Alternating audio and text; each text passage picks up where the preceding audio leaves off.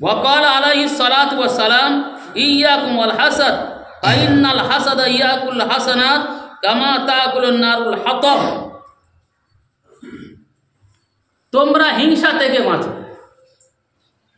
নবী বললেন তোমরা হিংসা থেকে বাঁচো। কেন না, হিংসা নেকিকে এমনভাবে ধ্বংস করে দেয়। কিভাবে ধ্বংস করবে? কামা তাকুলুন নারুল হাতাব, যেমনভাবে আগুন কাঠকে ভস্ম করে দেয়। আগুন যেরকম কাঠে দিলে, না কাঠে আগুন দিলে কোনটা হয়? হ্যাঁ, কাঠে যদি কেউ আগুন দেয়, আগুন যদি কাঠ দিয়ে দেয়, তাহলে ওই আগুনটা কাঠে যেভাবে পুড়িয়ে ভস্ম করে দেয়, ওই তোমরা হিংসা করো। কি বলছে এখানে? তাহলে ইয়াকা ওয়াল হাসাদ, কেন? ফাইনাল হাসাদা ইয়াকুল হাসানাত, এই হিংসা করাটা তোমাদের নেকি সময় সব একদম ধ্বংস করে দেবে, একদম শেষ। আমি কঠোরতা অবলম্বন করলেন যে না, এভাবে কাজ করতে যাব না। হিংসা বিদ্বেষ থেকে একেবারেই বেঁচে থাকা। আল্লাহর দুনিয়ায় বহু রকমের লোক আছে, ব্যবহার বহু রকমের করে। কেউ কারোর ক্ষমতা থাকা সত্ত্বেও যদি কেউ প্রতিশোধ না নেয়, সেই হলো সব থেকে বড় পাহলন। আর যদি প্রতিশোধ গ্রহণ করে, সে বড় পাহলন নয়, কিন্তু সে প্রতিশোধ গ্রহণ করলো। যার ক্ষমতা আছে, গরিব লোকেরা একটা কথা বলে, নেই এখন করতেছি, দেখে নেব। প্রতিশোধ গ্রহণ করবে কোথায়? বলছে তখন দেখে নেব। কিন্তু ছেড়ে দেওয়া দরকার আল্লাহর কাছে, ছেড়ে দেওয়া উচিত। আবার অনেক গরিব এমন আছে যার ক্ষমতা আছে প্রতিশোধ নিতে। প্রতিশোধ মানে ক্ষমতা আছে মানে কি? যারা মুস্তাজাবুদ দাওয়াত, তারা বললে মতো সঙ্গে সঙ্গে তাই হবে। যদি সঙ্গে সঙ্গে বলে দেওয়া তাই হয়ে যাবে, কিন্তু সে প্রতিশোধ গ্রহণ করবে না। কেন করবে না? কেন? এটা খারাপ আছে, এটা গ্রহণ করা যাবে না। আমাদের অর্থ, আমাদের সম্পদ কিচ্ছু কাজ আসবে। যত বড় নেতা হোক, যত বড় মন্ত্রী হোক আর ব্যারিস্টার যে হোক না কেন, সবার কিন্তু দাম্ভিকতা শেষ হয়ে যাবে। মৃত্যুকে আটকাতে পারবে? মৃত্যুকে আটকাতে পারবে না, সব শেষ হয়ে যাবে। একটা লোক যদি চিন্তা করে, আরে আমি তো দুনিয়া ছিলাম, ওরা তো ধনী লোক, বিশাল বড় বড় ওদের অট্টালিকা ছিল, এখন আমি মারা যাচ্ছি, তারা আমার পিছনে আসতেছে কিংবা আমার খাটিয়া ধরে আসতেছে, তাহলে দেখা গেল যে ওরাও কিন্তু আমার মতো এরকম আসবে। ওরা আমার পিছনে আসতেছে, ওদেরও এরকম আসবে। তাহলে আমরা কেন সেইটা গর্ব করব? গর্ব করার কোনো ব্যাপার নয়, কিন্তু আমাদের এই জায়গায় অহিংসা বিদ্বেষ, আমার স্বার্থে আঘাত লেগেছে, আমি হিংসা বিদ্বেষ, শত্রুতার মনালে আমি চলব, এটা খারাপ জিনিস। ওয়াকাল আলাইহিস সালাতু ওয়াস সালাম ইফতাহু আবওয়াবুল জান্নাতি ইয়াউমাল ইসনাইন ওয়া ইয়াউমাল খামিস। নবী আলাইহিস সালাতু ওয়াস সালাম বললেন, প্রতি বৃহস্পতিবারে ও সোমবারে বেহেশতের দরজা খোলা হয়। তার মানে আল্লাহ রাব্বুল আলামিনের কাছে এই সোমবার আর বৃহস্পতিবার আমাল তুলে নেওয়া হয়। আমাল তোলা হয় না, আল্লাহর কাছে হাজির করানো হয়। তাহলে আল্লাহর কাছে কিন্তু সপ্তাহে দুদিন আমাল তুলে দেওয়া হয়। নবী আলাইহিস সালাতু ওয়াস সালামকে জানানো হয় সপ্তাহে একদিন করে, আর পরে তার বাপ মারা কিছু জানতে পারে। তো আল্লাহর কাছে যখন আমল তোলে, সে আমলটা হলো বৃহস্পতিবার আর সোমবার।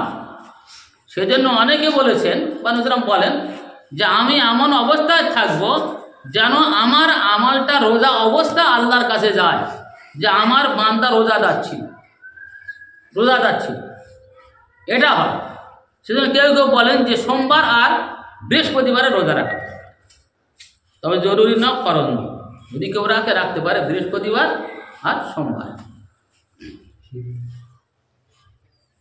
ফায়ুগফারু লিকুল্লি আবদিন লা ইউশরিকু বিল্লাহি শাইআন ইল্লা রাজুলুন কানাত বাইনাহু বাইনা আখিহি শাহনা।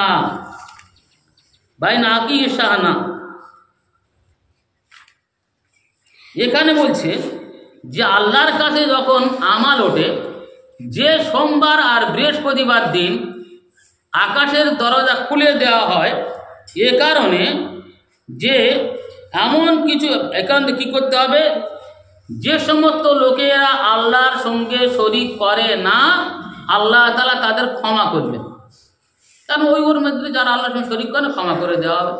কিন্তু যারা আল্লাহর সঙ্গে শরিক করবে তাদের কি হবে?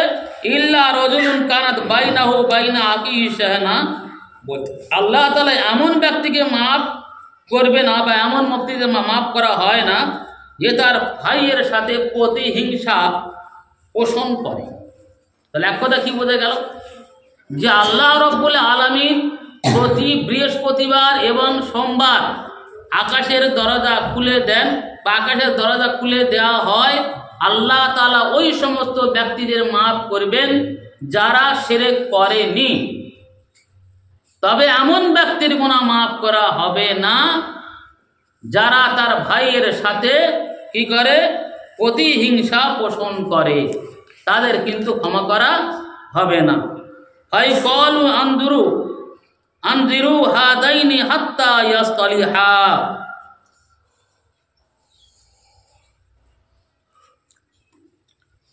বলছে ফাইকাল বলা হবে আনজিরু হাদাইনি, এই দুজনের দিকে দেখো।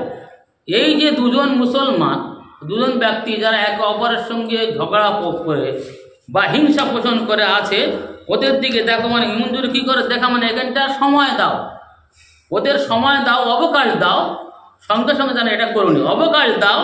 বলছে হাত্তা ইয়াসতালিহা, যেন তারা পরস্পর মীমাংসা করে নেয়।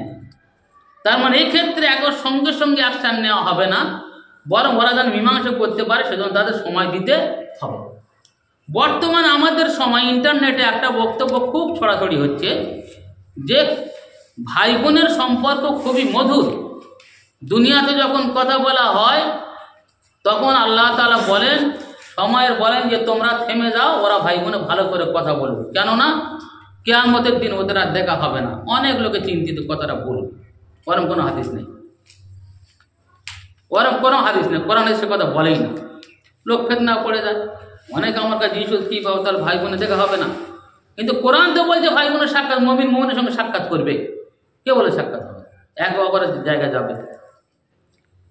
তো আনজিরু বলছে অবকাশ দাও এই দুজনার, যতক্ষণ ওরা কী করে, যাতে তারা পরস্পর মীমাংসা করে নিতে পারে, সেভাবে তার অবকাশ দাও, সময় দাও। আউযু বিল্লাহি মিনাশ শাইতানির রাজিম।